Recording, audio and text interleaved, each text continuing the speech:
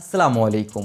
Techno recently একটা ফোনকে launch করেছে বাংলাদেশের মধ্যে অফিসিয়ালি বাজেট ক্যাটাগরির মধ্যে বলতে পারেন এটা একটা ভাইরাল ফোন হয়ে গিয়েছে এই সময়। সেটাই হলো টেকনো স্পার্ক 8C, যার মধ্যে কিনা 6GB র্যাম রয়েছে, 90 হার্টজের রিফ্রেশ রেট ডিসপ্লে রয়েছে এবং সবচাইতে বড় বিষয় এর প্রাইস প্রায় 12,000 টাকার মতো। 12,000 দাম দেখে মনে করছেন যে খুব বেশি পরিমাণ কম রেখে ফেলেছে বাংলাদেশের মধ্যে, এটা একদমই না। সবচেয়ে ডিসঅ্যাপয়েন্টমেন্ট ব্যাপারই হচ্ছে ইন্ডিয়াতে এর অফিসিয়াল প্রাইস, মানে ইন্ডিয়াতে অফিসিয়ালি এখন পাওয়া যাচ্ছে অনলাইনের মধ্যে প্রায় 8,000 রুপিজের মধ্যে। এবং এই টেকনোর মতো কোম্পানি যেহেতু বাংলাদেশের মধ্যে অ্যাসেম্বল করে, সেই ক্ষেত্রে তারা শুল্ক মুক্তই হিসাবে মাত্র 17% ট্যাক্স দিতে লাগে। তার জন্য গিয়ে তারা অ্যাটলিস্ট এর দাম 11,000 কিংবা 10,000 রাখতে পারতো, কিন্তু এর দাম গিয়ে তারা 12,000 টাকা রেখে ফেলেছে। আর এই 12,000 টাকা দামটা তখনই যুক্তিসঙ্গত লাগতো যখন কিনা এখানে 4GB র্যামের ভেরিয়েন্টটা দেওয়া হতো, যেখানে কিনা খেয়াল করে দেখুন আমাদের বাংলাদেশি brand Symphony 464GB RAM ROM ভেরিয়েন্টওয়ালা ফোনকে নিয়ে আসছে 10,000 টাকার মধ্যে। টেকনোর মতো কোম্পানি যাদের থেকে কিনা আমরা আরও বেশি পরিমাণে এগ্রেসিভ প্রাইজিং আশা করি, তারা 364GB র্যাম রোম ভেরিয়েন্ট আনছে, মানে 3GB RAM 64GB Rome. Virtual RAM দিচ্ছে, হ্যাঁ সেটা ভালো কথা, এটা একটু হলে অ্যাডভান্টেজ দেয়, কিন্তু ভাই রিয়েল র্যামের মতো এটা একটুও কাম করে না। এটা আপনার ফোন মেমোরি মানে রম থেকেই হালকা একটু স্পেস নিয়ে ওখান থেকে ইউজ করে, যদি কখনো ওর প্রয়োজনীয়তা পড়ে, যেটা কিনা একসময় আপনি ফোনকে রুট করেও করতে পারতেন, সেটাকে এখন স্মার্টফোন ব্র্যান্ডগুলো নিজেরাই প্রোভাইড করে এটাকে একটা ফিচার্স হিসাবে প্রমোট করছে আর কি। যদি আরও 1GB জেনুইন র্যাম বেশি থাকতো সেই ক্ষেত্রে আরও বেশি পরিমাণ বেটার হতো। কিন্তু বাদবাকি কী রয়েছে, 6.6 ইঞ্চিসের একটা HD প্লাসের IPS LCD panel, which is good thing. বড় ডিসপ্লেস রয়েছে, HD প্লাসের ডিসপ্লে এই বাজেট ক্যাটাগরির মধ্যে অবভিয়াসলি মানা যায়, কিন্তু খেয়াল করে দেখুন আর যদি 2,000 থেকে 3,000 টাকা বাড়ান, রেডমি 10 বসে আছে, ইভেন ইনফিনিক্স হট 11S বসে আছে 14,000 সামথিংয়ের মধ্যে, সেটার মধ্যে ফুল HD প্লাসের ডিসপ্লে, এর থেকেও আরও ভালো বেটার পরিমাণ ক্যামেরা এবং প্রসেসর সেকশনের মধ্যে আপগ্রেড থাকছে, সেটা চয়েসের কথা মাথায় রাখবেন। কিন্তু বাদবাকি জিনিসের দিকে তাকালে 90 হার্জের একটা রিফ্রেশ রেটওয়ালা ডিসপ্লে, যেটা এই বাজেট ক্যাটাগরির মধ্যে যথেষ্ট মানানসই। 13 মেগাপিক্সেলের একটা প্রাইমারি রিয়ার ক্যামেরা রয়েছে, যেটাই কিনা ইউজেবল। বাদবাকি আরও একটা ক্যামেরা রয়েছে UVGA নাকি কি, ওটা তো কোনো কাজে আসবো না ভাই, একদমই ফাউল ক্যামেরা।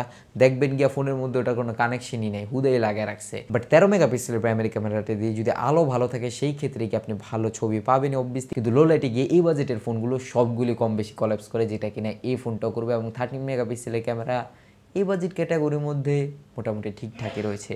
এবং 8 মেগাপিক্সেলের একটা সেলফি ক্যামেরা রয়েছে, ফুল HD প্লাসে 30 FPS ভিডিও করতে পারবেন সেলফিতে। এবং প্রাইমারি 13 মেগাপিক্সেলের ক্যামেরাটা দিয়েও 5000 মিলিঅ্যাম্পিয়ারের একটা ডিসেন্ট ব্যাটারি রয়েছে, যেটা কিনা যথেষ্ট ভালো বিষয়। কিন্তু 10 ওয়াটের একটা চার্জার রয়েছে, যেটা কিনা 12,000 টাকার প্রাইজিংয়ের মধ্যে অ্যাটলিস্ট 18 ওয়াট দরকার ছিল চালিয়ে নেওয়ার মতো। 10 ওয়াট, কিন্তু 18 ওয়াট এই সময় এসে অ্যাভারেজ হওয়া দরকার। eMMC 5.1 এর স্টোরেজ রয়েছে, LPDDR4X এর র্যাম রয়েছে, আর একটা মার্কেটিং টার্মস তো রয়েছে ভার্চুয়াল র্যাম, যেটা কিনা কতটুকু লজিক্যাল এটি আপকামিং সময় দেখার বিষয়। এবং প্রসেসর সেকশনের মধ্যে ইউনিসকের এই টাইগার সিরিজের যে লেটেস্ট প্রসেসরগুলো থাকছে সেগুলোর মধ্যে একটা থাকছে ইউনিসকের T606।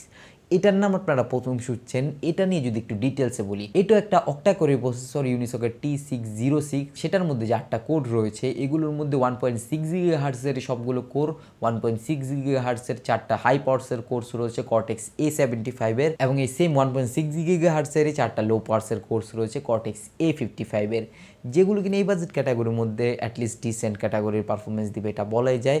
কিন্তু এর থেকে মোটামুটি, এর থেকে বলতে পারেন যে স্লাইটলি ইমপ্রুভ কিংবা এর পাশাপাশি রাখা যায়, এর থেকে খারাপ হবে না, ভালোই হবে। সেটা হলো সিম্ফনি Z45, তার মধ্যে ইউনিসকের T610 প্রসেসর রয়েছে, আর এখানে T606। আর সবচাইতে বড় বিষয়, ওই ফোনের প্রাইস এর থেকে আরও 2,000 টাকা কম। সেটাই বলছিলাম যে এই ফোনটার অ্যাকচুয়াল প্রাইস হওয়া দরকার ছিল 10 থেকে 11,000 টাকা এর মিডলে, কিন্তু এর ফোনটার দাম অলরেডি 1 থেকে 1,500 টাকা বেশি রাখা হচ্ছে। টেকনো এই কাজটা করছে।